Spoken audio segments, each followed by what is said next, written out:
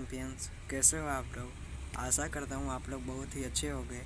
और मैं आज मैथ्स का क्लास 8th का मैथ एक्सरसाइज 5B का क्वेश्चन नंबर 6 से क्वेश्चन नंबर 10th तक का आज मैं बताऊंगा कि उसको कैसे सॉल्व किया जाता है। और ये चैप्टर 5 का नाम है स्पेशल टाइप्स ऑफ क्वाड्रिलेटरल्स। ये है पार्ट 2। ओके फ्रेंड्स, तो ये है पार्ट 2। इसका क्वेश्चन नंबर हम लोग 6 देखते हैं। 6 नंबर क्वेश्चन में पहले कहता क्या है। इन फिगर 4 कहाँ है, ये है एक रेक्टेंगल टाइप का। ये देख लीजिए फ्रेंड्स, मैं एक बार कलर देख लेता हूँ कौन सा कलर है। ये देखिए फ्रेंड्स, ये है क्या है, एक रेक्टेंगल है। जैसा कि यहाँ पे लिखा हुआ है, ये एक रेक्टेंगल है। और क्या है, इट्स डायगोनल, इसका डायगोनल कौन है, ए सी और बी डी। ए सी बी डी कौन कौन है फ्रेंड्स, ये दोनों। एक ए सी इधर, ये इधर गया है, और ये बी डी एक इधर गया है, ये दोनों डायगोनल है। इसके बाद फिर क्या कहता है, ये दोनों इंटरसेक्ट करता है। इंटरसेक्ट मतलब क्या करता है, काटना। काट कहाँ पर रहा है, देखिए यहाँ पे काट रहा है। ये जो ओ पॉइंट है यहाँ यहीं पे काट रहा है, देखिए यहीं पर दोनों ए सी और बी डी मिलके काट रहा है। अब क्या कहता है कि A C is produced to a such that E C D is equal to 140 degree. जो ए सी डायगोनल था, ये जो ए सी एक डायगोनल है, इसको मान लीजिए इंक्रीज करना है। मान लीजिए मैं इंक्रीज कर दिया, और उसके बाद फिर एंगल ई सी डी कैसे होगा, यहाँ पर देखिए मैं बताता हूँ।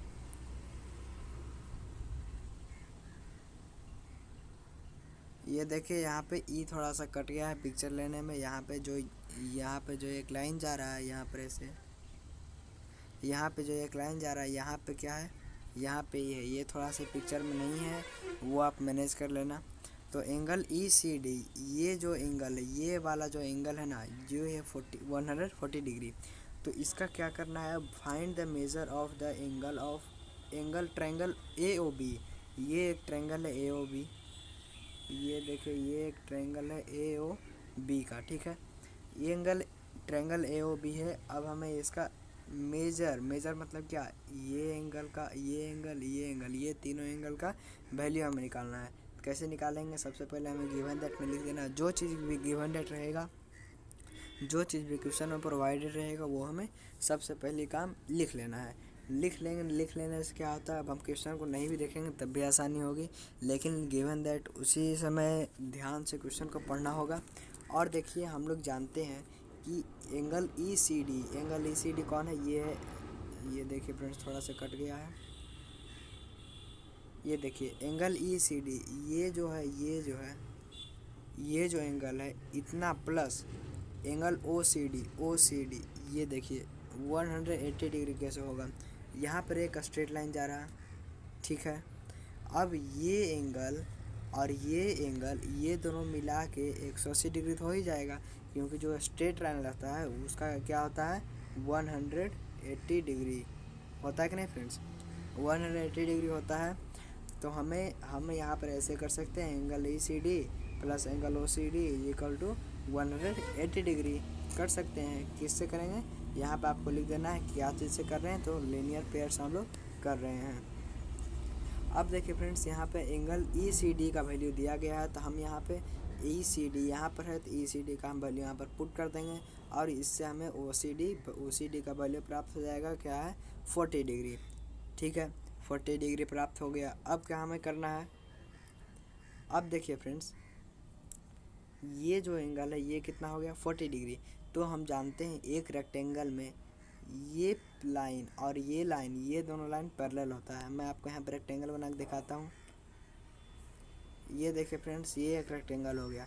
इसमें आप देख रहे होंगे कि ये जो लाइन है और ये जो लाइन, ये दोनों पैरेलल हैं, कहीं भी ऐसे करके कटेगा नहीं। ये दोनों लाइन की चाहे कितना भी दूर चला जाए, लेकिन ये कटेगा नहीं। और ये दोनों भी लाइन होता है, क्या है, पैरेलल होता है। तो जब पैरेलल होता है फ्रेंड्स, तो आप जानते ही होंगे कि ये अगर जो कोई एक रेक्टेंगल है, इसका कोई एक ऐसे ट्रांसवर्सल लाइन चला गया, तो क्या हो गया, ये दोनों पैरेलल लाइन हो गया, ठीक है। और ये हो गया क्या, ट्रांसवर्सल लाइन। तो जो ये एंगल होगा वही ये एंगल होगा। कैसे, अल्टरनेट इंटीरियर एंगल्स। ये देखिए यहाँ पे हमने लिख दिया है angle O C D is equal to angle O A B. O C D कहाँ है, ओ ए बी कहाँ है, ओ सी डी ये है, और ओ ए बी कहाँ है, ओ ए बी ये है। ये एंगल और ये एंगल ये एंगल, ये दोनों तो बराबर होगा। कैसे? अल्टरनेट इंटीरियर से, क्योंकि ये दोनों हो जाए पैरेलल है और ये एक डायगोनल है, तो ये एंगल और ये एंगल ये दोनों बराबर हो जाएगा। तो अब बराबर करेंगे तो फिर क्या हो जाएगा, एंगल ओ सी डी जैसा कि 40 डिग्री था तो एंगल ओ ए बी भी 40 डिग्री हो जाएगा, क्योंकि क्या है, ओ सी डी और ये ओ ए बी बराबर दोनों एंगल। ठीक है, अब देखिए फ्रेंड्स, ए सी बराबर बी डी होता है और ओ ए बराबर ओ बी होगा। क्यों होगा ये देखिए, ए सी बराबर बी डी, ये जो रेक्टेंगल है और ये दोनों डायगोनल बराबर होता है। सिर्फ रेक्टेंगल में ही क्यों बराबर होता है, पैरेललोग्राम और रोम्बस में क्यों नहीं बराबर होता, वो भी मैं आपको बताता हूँ। ये देखिए एक रेक्टेंगल बन गया और ये देखिए मैं एक रोम्बस में बना देता हूँ। ये बन गया एक पैरेललोग्राम और मैं एक रोम्बस भी बना देता हूँ। ये देखिए फ्रेंड्स, ये एक बन गया रोम्बस और ये बन गया पैरेललोग्राम और ये बन गया रेक्टेंगल और ये हो गया रोम्बस। रोम्बस को RH से मैंने डिनोट कर दिया। अब देखिए फ्रेंड्स, ये जो एंगल है और ये जो एंगल है ये दोनों क्या होता है, बराबर। सेम चीज़, ये एंगल और ये एंगल, ये एंगल दोनों बराबर होता है। लेकिन यहाँ पे ये एंगल और ये एंगल, ये दोनों एंगल बराबर नहीं होता है। मतलब यहाँ पर रेक्टेंगल में बराबर होता है और इधर बराबर नहीं होता है। देखिए ये एंगल और ये एंगल कभी बराबर होगा, कभी नहीं बराबर होगा। इसी के लिए कहीं पर ये डायगोनल ज़्यादा हो जाता है, कहीं पर डायगोनल बराबर हो जाता है। इसी के लिए यहाँ पर रेक्टेंगल में भी ये दोनों डायगोनल बराबर होता है, क्योंकि ये एंगल और ये एंगल, ये दोनों एंगल बराबर यदि किसी में होता है तो उसका डायगोनल भी क्या होगा फ्रेंड्स, बराबर होगा। ठीक है, तो जब बराबर होगा तो A C is equal to B D हो जाएगा। कैसे? A C is equal to B D, ये दोनों डायगोनल है, ये दोनों बराबर हो ही जाएगा। तो क्या हो जाएगा, ओ ए बराबर ओ बी हो जाएगा। ठीक है, ओ ए बराबर ओ बी हो जाएगा। क्यों हो जाएगा, क्योंकि जो ओ है वो तो इंटरसेक्ट करता है मिड पॉइंट पर। ठीक है, तो मिड पॉइंट पर करता है तो ये और ये दोनों तो बराबर हो जाएगा। यहाँ पे थोड़ा सा दिमाग लगाने वाली बात है फ्रेंड्स। और देखिए फ्रेंड्स, ट्रायंगल ओ ए ओ बी में, ट्रायंगल ए ओ बी में ये आइसोसेल्स ट्रायंगल बन गया। कैसे बनाया मैं वो भी बताता हूँ। देखिए यहाँ पे ये साइड और ये साइड दोनों तो बराबर हो गया। अब बचा नीचे वाला साइड तो कुछ भी रहे, तो आइसोसेल्स ट्रायंगल तो हो ही गया। ठीक है, अब आइसोसेल्स ट्रायंगल का प्रॉपर्टी क्या होता है, ये दो जो एंगल होता है वो दोनों बराबर होता है। ठीक है, तो यहाँ पे हमारा क्या निकला हुआ है, O A B is equal to 40 degree. O A B क्या है, 40 डिग्री है। ओ ए बी ये एंगल तो 40 डिग्री है। तो हमारा कौन कौन साइड बराबर हुआ, ओ ए और ओ बी साइड बराबर हुआ। तो कौन कौन एंगल बराबर होगा ये मैं आपको बता देता हूँ। अगर जो ओ बी है तो उसका एंगल ये होता है और इसका तो इसका अपोजिट एंगल ये होता है, यानी कि ओ एंगल ए और एंगल बी ये दोनों एंगल बराबर होगा।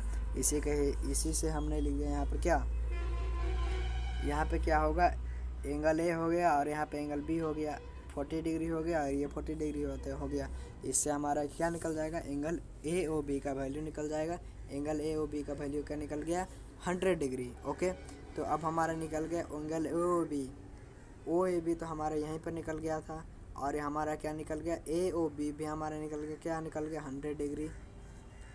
और ओ ए बी और ओ ए बी ये दोनों तो बराबर होता है। कैसे, आइसोसेल्स ट्रायंगल से। ठीक है, अब आते हैं क्वेश्चन नंबर 7 पर।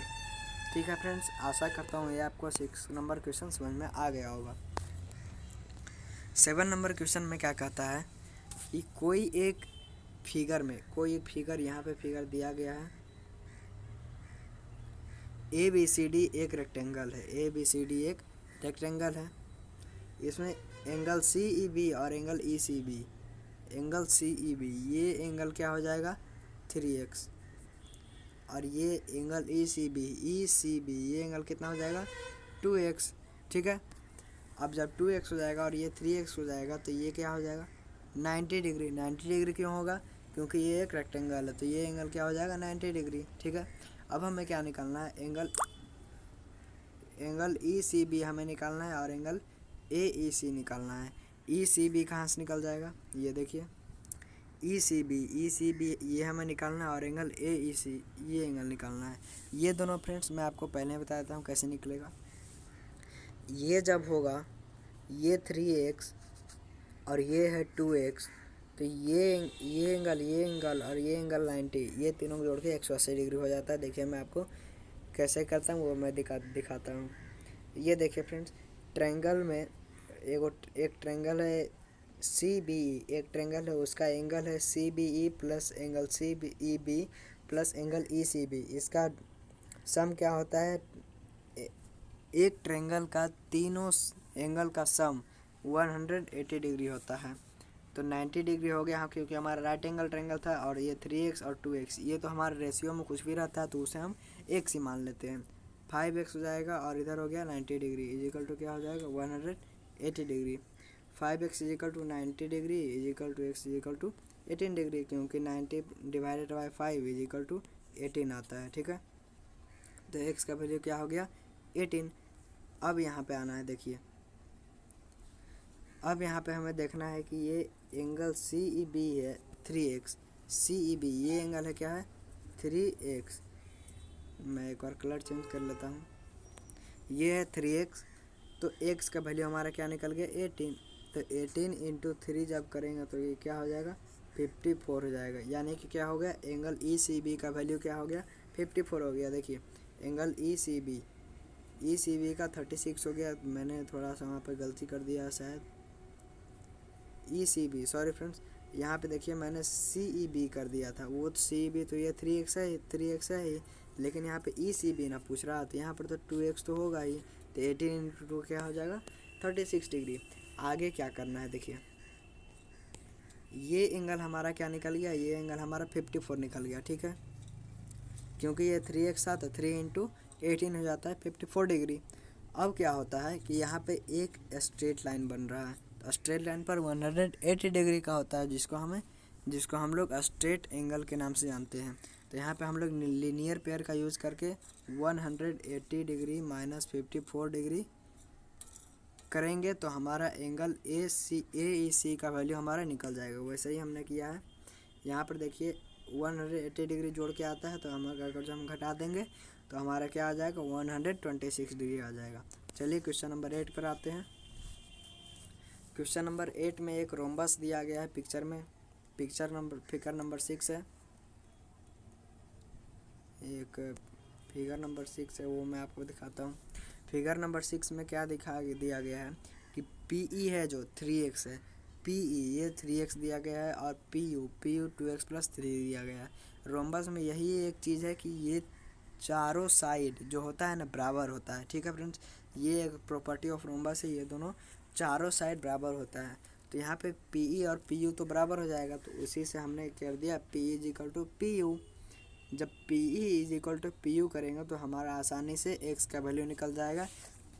तो रोम्बस का साइड क्या होगा 18 सेंटीमीटर होगा। क्यों होगा, क्योंकि देखिए x का वैल्यू तो हमारा आ गया 6, तो यहाँ पर देखिए यहाँ पे PE क्या दिया गया 3x, तो 3 इंटू 3 6 इंटू 3 क्या हो जाएगा 18, और इससे भी हम लोग करके देख सकते हैं 2 इंटू 3 प्लस 2। ठीक है, x का वैल्यू क्या है 6 है, शायद 6 है, क्या है, हाँ 6 है। देखिए 2 इंटू 6 प्लस 3। ठीक है, इसको हमें क्या करना है 2 इंटू 6 प्लस 3 क्या होता है 9, तो क्या हो जाएगा 18।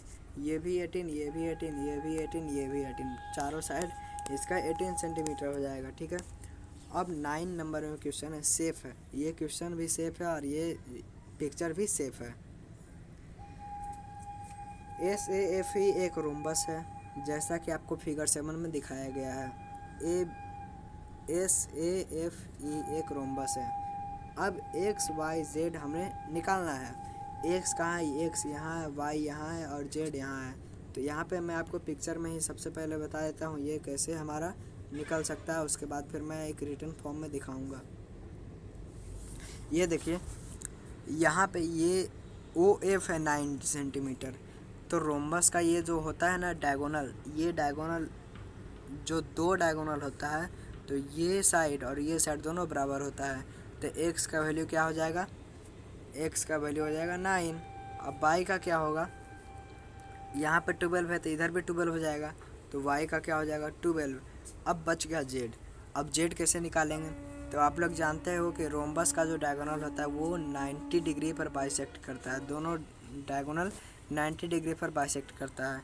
तो ये हो गया 9 सेंटीमीटर और ये हो गया 12 सेंटीमीटर। तो हाइपोटेनस का फार्मूला से हम लोग निकाल सकते हैं।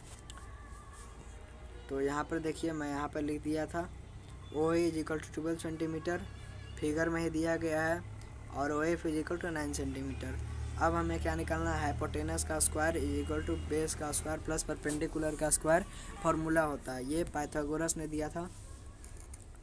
तो मैं इसे अब निकाल के दिखाता हूँ कि एफ ई है, एफ ई हमें निकालना है। तो ओ एफ हमारा हमने निकाल दिया था। ओ एफ क्या हो जाएगा? 9 का स्क्वायर, 9 ओ एफ 9 है। देखिए ओ एफ जो है 9 है, और क्या निकालना है? और क्या है? ओ ई कितना है? 12। ओ ई 12 है, तो रूट 81 प्लस 144, क्योंकि 12 का स्क्वायर 144 होता है। तो रूट में क्या हो जाएगा? 225। रूट 225 बराबर क्या होगा? 15 सेंटीमीटर। तो क्या हो जाएगा? वैल्यू ऑफ जेड बराबर 15 सेंटीमीटर। अब ये पार्ट का हमारा लास्ट नंबर रह गया क्वेश्चन नंबर 10। ये देखिए क्वेश्चन नंबर 10 भी मैं आपको बता ही देता हूँ। ए बी सी डी, यहाँ भी एक रोम्बस है, मतलब इस पार्ट में लगभग रोम्बस ही है, 4-5 तो रोम्बस ही है।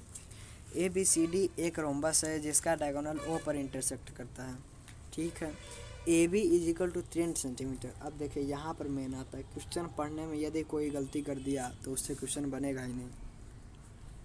यहाँ पे देखिए ए बी क्या है? 10 सेंटीमीटर। क्या है? 10 सेंटीमीटर। बी डी क्या है? बी डी 16 सेंटीमीटर, ठीक है। अब लेंथ ऑफ डायगोनल ए सी का अब हम लेंथ कैसे निकालेंगे? तो एक काम और कर सकते हैं हम, यहाँ पे 16 पूरा है, यहाँ से लेके यहाँ तक 16 है, तो ये 8 हो जाएगा और ये भी 8 हो जाएगा। तो हम यहाँ से फिर से यहाँ पर एक राइट एंगल बन जाता है। तो यहाँ पे हम पाइथागोरस थ्योरम से फिर से हम लगा सकते हैं, निकाल सकते हैं उससे भी। ये देखिए ओ बी बराबर निकाल दिए 8 सेंटीमीटर, ठीक है। हाइपोटेनस का square is equal to base का स्क्वायर प्लस परपेंडिकुलर का स्क्वायर, ये होता है पाइथागोरस थ्योरम होता है। तो ओ ए बराबर क्या होगा? देखिए यहाँ पे देखना अच्छा से है कि यदि हमें परपेंडिकुलर निकालना है, परपेंडिकुलर इधर रह जाएगा, बेस इधर क्या हो जाएगा? माइनस में हो जाएगा, और ये जो रूट है, मतलब ये जो स्क्वायर है, अगर जो उधर जाता है तो अंडर रूट में बदल जाता है। तो वही हमने किया है। O A is equal to under root 10 का स्क्वायर माइनस 8 का स्क्वायर। 10 का स्क्वायर क्या होता है? 100। 100 माइनस 64 क्या हो जाएगा? रूट 100 36। 36 का रूट क्या होगा? 6। तो ए सी बराबर क्या होगा? यहाँ पे देखिए ओ ए हमने क्या निकाल दिया? 6। ओ ए हमने निकाल दिया 6, लेकिन ये हमारा आंसर नहीं होगा, क्योंकि जो ए सी होता है ये पूरा डायगोनल होता है। तो इधर भी 6 आएगा, इधर भी 6 होगा, तो 6 कितना होगा? 12 हमारा मेन आंसर होगा। ये देखिए hence 12 centimetre is the length of diagonal A C.